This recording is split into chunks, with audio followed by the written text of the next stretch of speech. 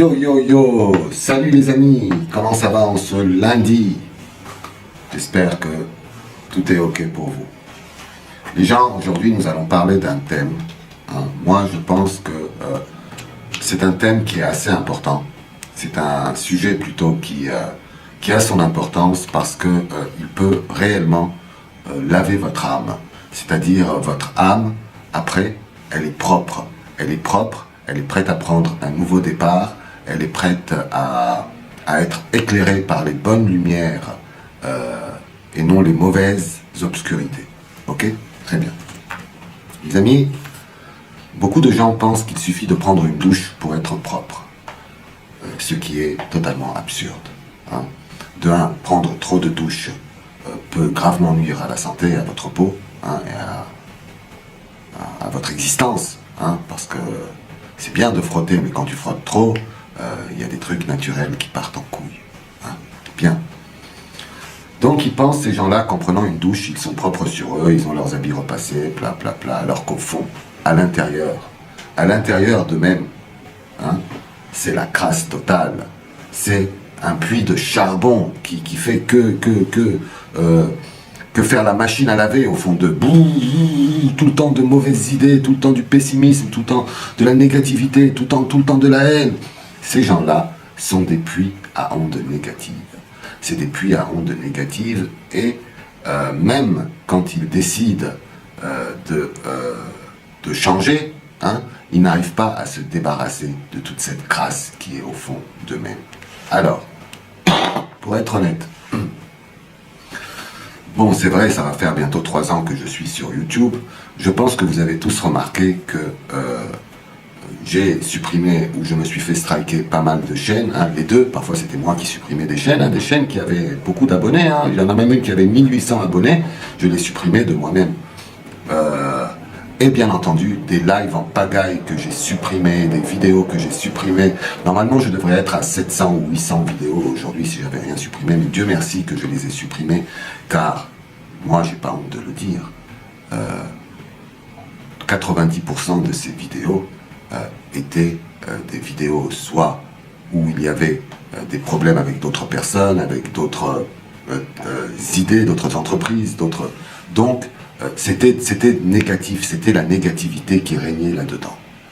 Et moi, vous voyez, je me suis toujours posé la question des gens qui se mettent à télécharger les vidéos des autres, qui se mettent à faire un focus sur une personne, 24 heures sur 24. Je me suis toujours posé la question sur les gens qui ont l'esprit de nuisance, et qui stockent sur leur ordinateur tout ce qui peut nuire à autrui.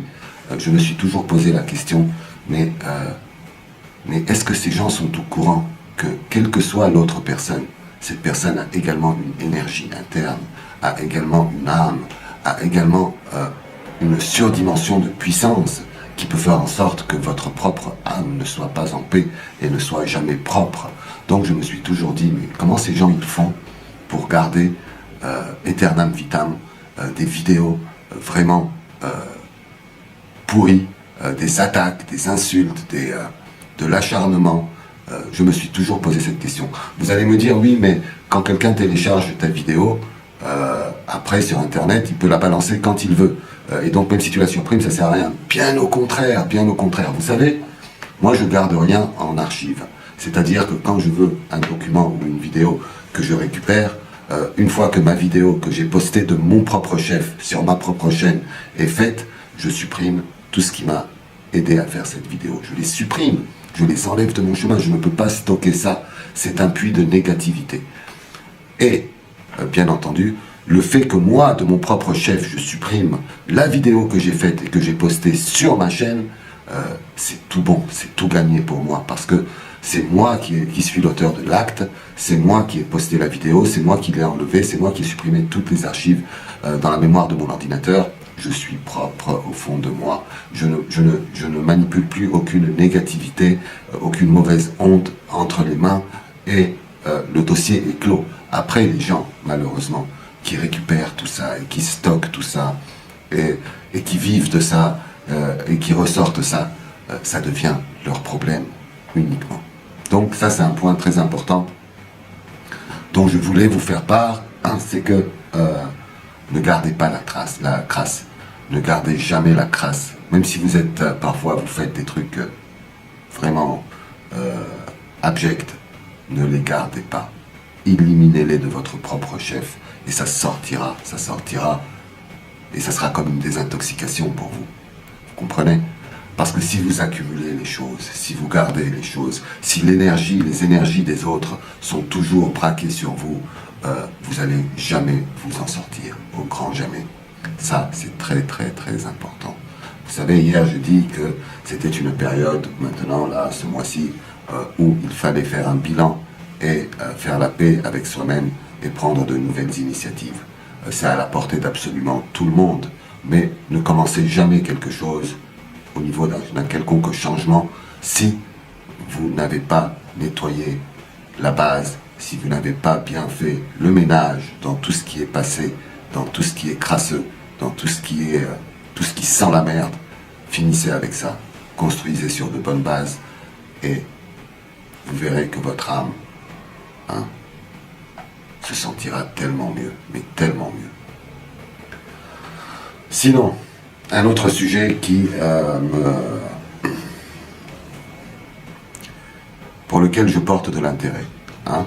Vous êtes tous au courant que normalement j'avais lancé un concours, une compétition d'art qui devait se dérouler sur une année.